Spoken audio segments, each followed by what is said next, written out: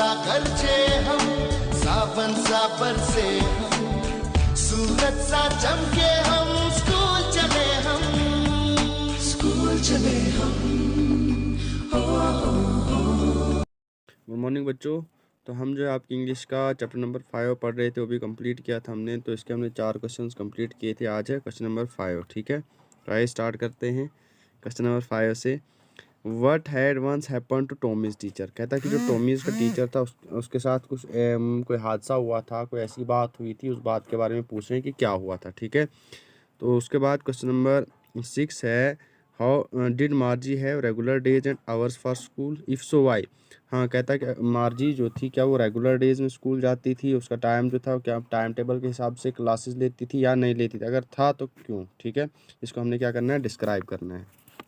उसके बाद है question number 7, how does Tommy describe the old kind of school. Tommy ने जो है पुराने जो स्कूल थे उनको कैसे डिस्क्राइब किया है। उसके बाद क्वेश्चन नंबर 8 है, how does he describe the old kind of teachers.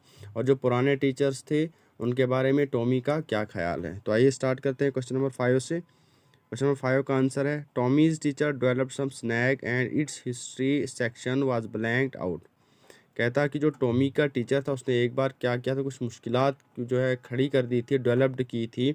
Snag होता है मीन्स दैट कोई मुश्किलात जो है खड़ी कर देना, या जिसको हम कॉम्प्लिकेशन दूसरे वर्ड से कहेंगे।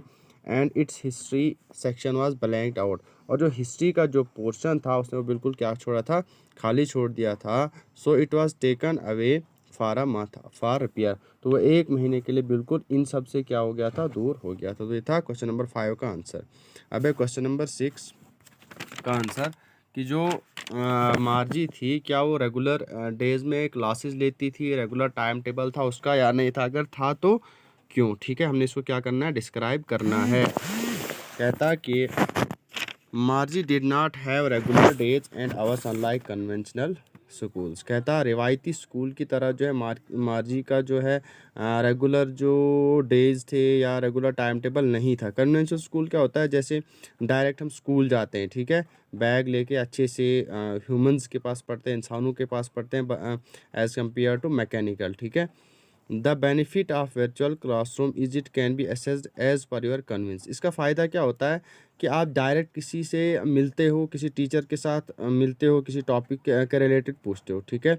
No more early morning rush for school. कोई इसमें क्या होता है, मैकेनिकल में क्या होता है, कोई भी जल्दी नहीं होती सुबह स्कूल जाने की।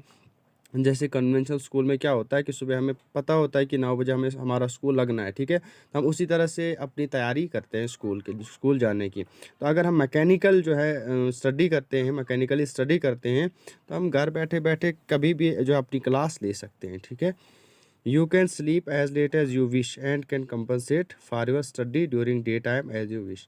तो आप क्या कर सकते हो, आप दिन भर सो भी सकते हो, कभी भी आप जो है क्लास ले सकते हो। तो मीन्स दैट जो मार्जी थी उसका कोई भी रेगुलर टाइम टेबल नहीं था, कोई भी रेगुलर जो आवर्स थे वो पढ़ने के नहीं थे, ठीक है। ये था क्वेश्चन नंबर 5 और क्वेश्चन नंबर 6।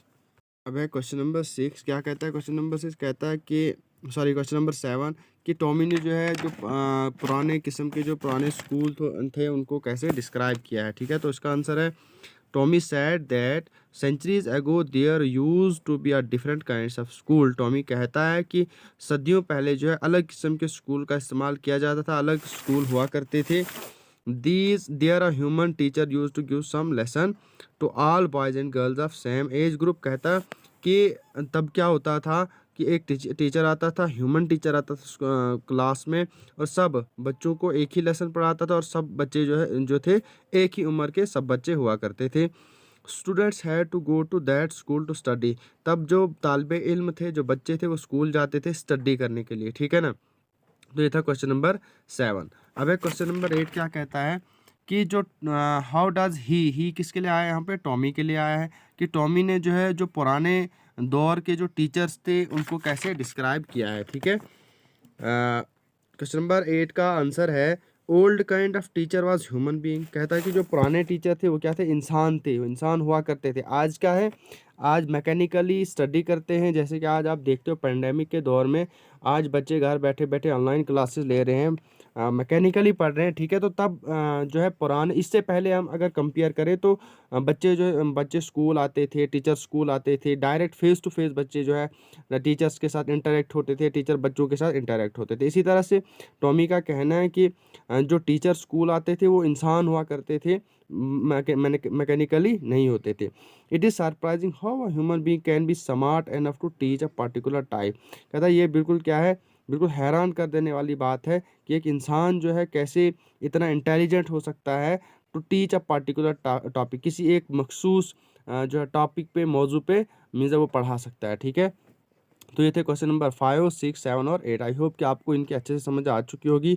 जहाँ पे भी कन्फ्यूजन रही होगी या कोई भी डाउट होगी तो आप मेरे साथ कांटेक्ट कर लेना, मैं आपकी कन्फ्यूजन्स को सॉर्ट आउट करने की पूरी कोशिश करूँगा, ठीक है। और रेगुलर होमवर्क किया करो साथ साथ में, उसके बाद प्रिपेयर भी किया करो, ठीक है। Thank you.